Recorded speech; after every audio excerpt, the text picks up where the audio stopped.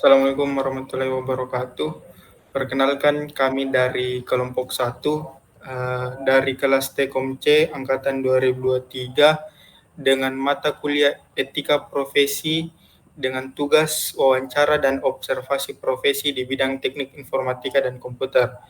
Adapun anggota kelompok kami yaitu yang pertama atas nama Andi Muhammad Farad Zuhair saya sendiri, yang kedua Syam Nur Nizam, yang ketiga Akda, yang keempat Muhammad Taufik Al-Hidayah, dan yang kelima Ingrid Adelia. Profil narasumber. Kami mewawancarai narasumber yang bernama Putu Andika Yasa Eskom. Beliau berumur 27 tahun dan pekerjaan beliau sebagai network admin di RSUD Ilagaligo Luwu Utara. Beliau telah menjalani profesinya sebagai network admin kurang lebih selama 3 tahun.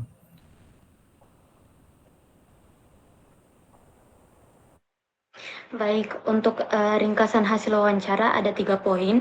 Yang pertama itu cara bekerja profesional, di mana narasumber menangani konfigurasi dan maintenance sistem yang membutuhkan keahlian khusus agar sistem berjalan lancar. Nah, selain itu adaptasi terhadap perkembangan teknologi seperti peralihan ke kabel fiber optik sangat diperlukan. Kemudian penggunaan aplikasi pencatatan masalah jaringan juga penting untuk memastikan transparansi dan penanganan isu yang efektif. Kemudian poin yang kedua yaitu kode etik profesi. Kode etik perusahaan yang menggunakan standar pedoman organisasi atau SPO.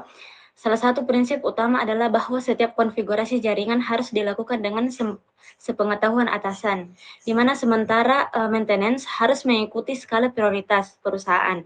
Keamanan jaringan menjadi hal utama dengan kewajiban mencatat setiap permasalahan yang dialami pengguna.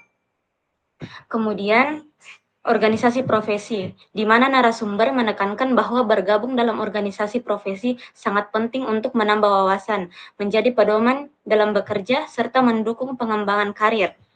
Keikutан sertaan dalam organisasi ini juga membantu meningkatkan profesionalisme dan memperluas pengetahuan di bidang network security.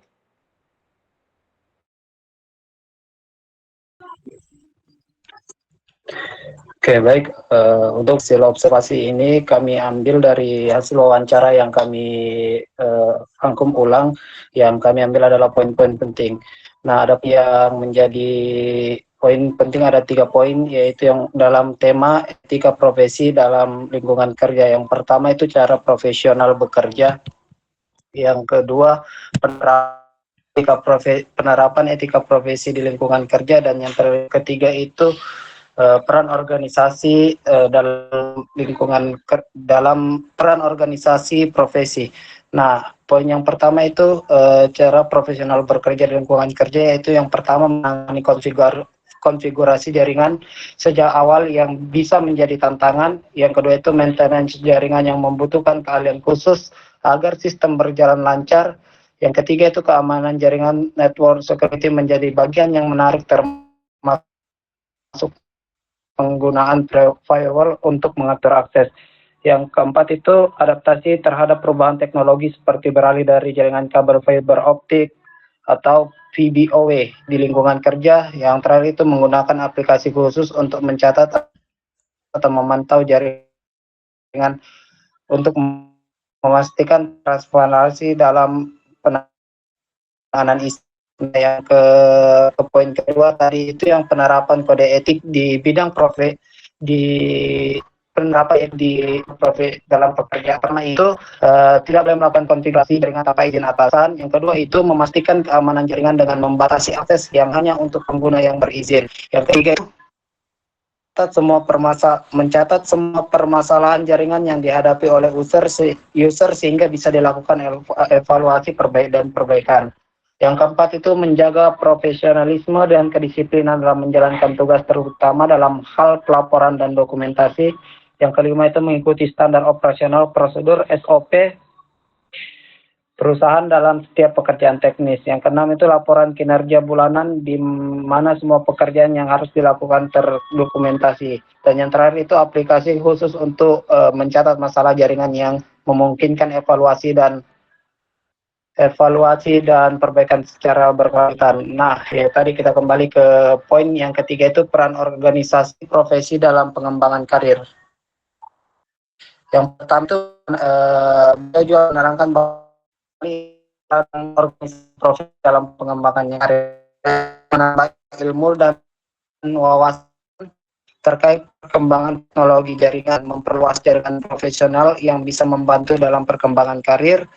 Yang ketiga itu meningkatkan standar etika dan kompetensi sehingga seorang profesional bisa lebih diakui di bidangnya. Dan keempat itu, walau narasumber kami itu meskipun tidak pernah mengikuti seminar dari organisasi profesi, beliau menyatakan bahwa keikutsan serta dalam organisasi profesi sangat penting untuk meningkatkan profesi di bidang ini.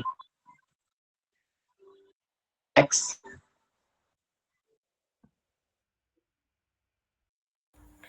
Baik, saya akan menjelaskan analisis yang dapat kita tarik setelah melakukan wawancara.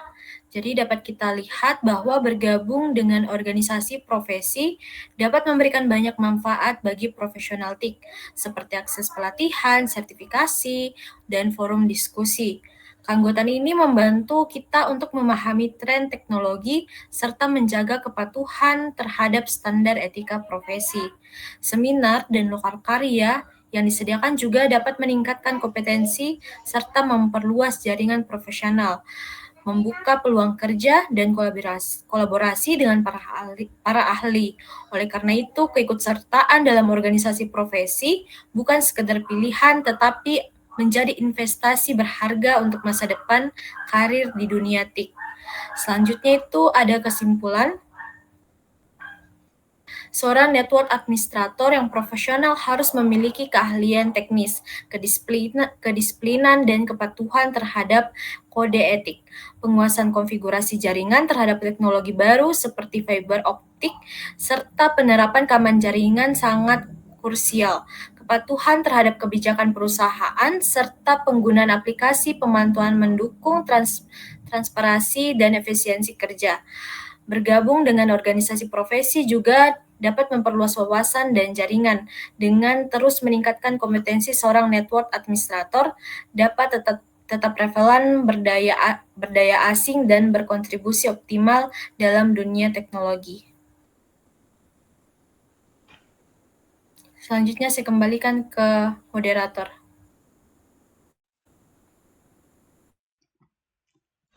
Baik, saya akan menjelaskan tentang kajian pustakanya. Teknologi informasi dan komunikasi atau TIK mencakup teknologi untuk mengolah, menyimpan, melindungi, mentransfer, dan menerima informasi.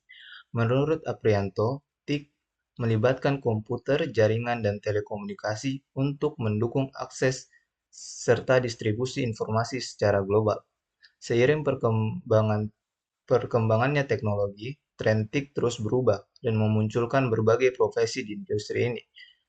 Berdasarkan dari DEDES, seperti AI, IoT, cryptocurrency, dan blockchain, machine learning, VR dan AR, cybersecurity, cloud computing, dan fintech.